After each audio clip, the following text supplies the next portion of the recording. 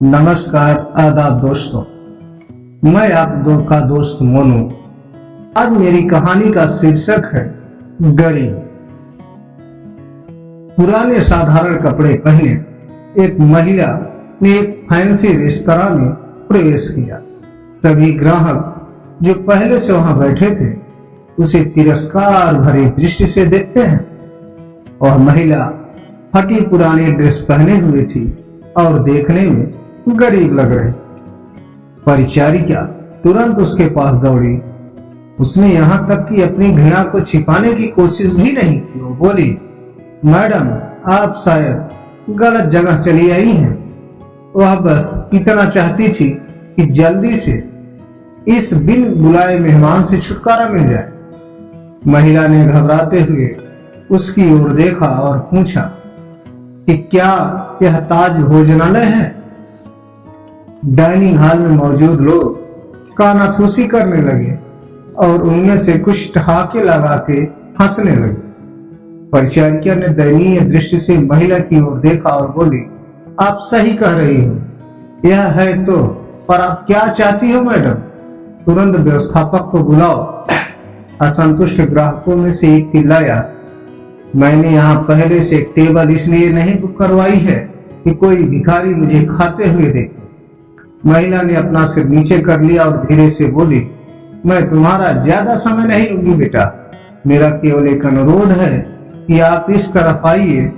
परिचारिका ने अनिच्छा से बुजुर्ग महिला को अंदर आमंत्रित किया।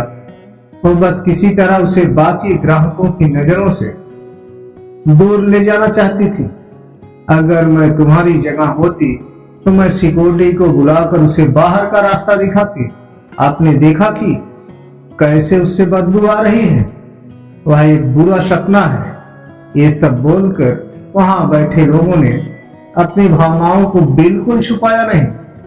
महिला मिठाइयों के शोकेस में गई और काफी देर तक उसे देखती रही। वेटर उसे देखकर हंस रहे हैं और कह रहे थे, अगर वह यहाँ मुफ्त में खाने को उम्मीद करती है उसे कुछ नहीं मिलने वाला है। ऐसा लगता है महिला ने उनकी बातों पर ध्यान नहीं दिया। महिला बोली, मुझे बताओ बेटा, क्या लेमन केक को केवल आधा खरीदना संभव है? उसकी लागत क्या है? मेरे पास 10-10 की 17 नोट हैं। उसने हाथ में कुछ मुड़े तुड़े पुराने नोट दिखाते हुए पूछा। वेटर बमुश्किल हंसी रोकी, मैडम, मुझे नहीं लगता कि आपके पास इस केक के एक टुकड़े के लिए पर्याप्त पैसा है।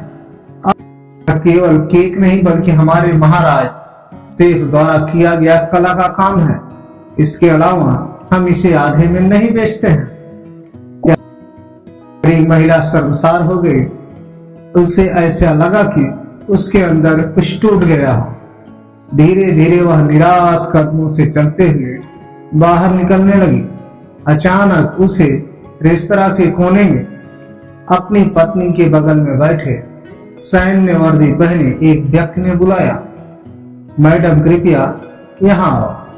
आप बहुत निराश लग रही हैं, कुछ हुआ है? उसने चेहरे पर मुस्कान के साथ पूछा। मेरी बेटी बहुत बीमार थी। जब वह बच्ची थी तो हम इस रेस्टोरेंट के पास गुजरते थे और वह काफी देर तक दुकान की खिड़कियों को देखती रहती थी। हमने एक दिन यहाँ लेमन केक खाने का सपना देखा, लेकिन फिर वह बीमार हो गई। मेरे पति चले गए और हम दोनों का पेट पालने के लिए मुझे नौकरी करनी पड़ी। मेरे पास इलाज जारी रखने के लिए पैसे नहीं है, इसलिए मैं उसके लिए कुछ भी नहीं कर पा रही हूँ। तो मैंने सोचा कम से कम उसे केक ही दिला दूं, लेकिन मेरे पास केवल 10 के 17 नोट हैं।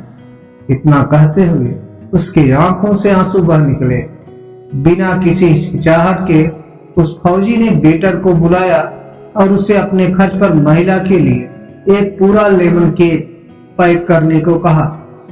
उन्होंने महिला से कहा, आज 17 साल हो गए जब हमने अपने बेटे लक्ष्य को खोया था। एक कार दुर्घटना में उसकी मृत्यु हो गई थी।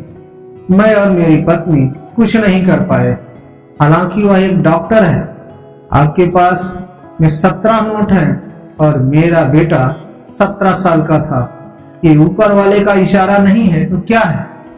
फौजी की पत्नी ने गरीब महिला को अपना बिजनेस कार्ड दिया और बेटी के इलाज में मदद करने का वादा किया। जब वेटर महिला के लिए लेमन केक लेकर आया तो महिला के चेहरे पर एक कृतज्ञ मुस्कान आ गई।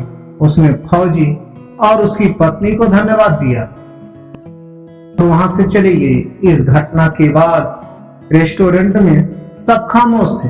सभी को उस फौजी ने एहसास दिला दिया था कि पैसों से भले ही वो महिला गरीब थी, लेकिन वहां बैठे सभी लोग विचारों से और दिल के गरीब थे, सिवा उस फौजी दंपति के। अब वहां किसी को भी हंसने का मन नहीं कर रहा था।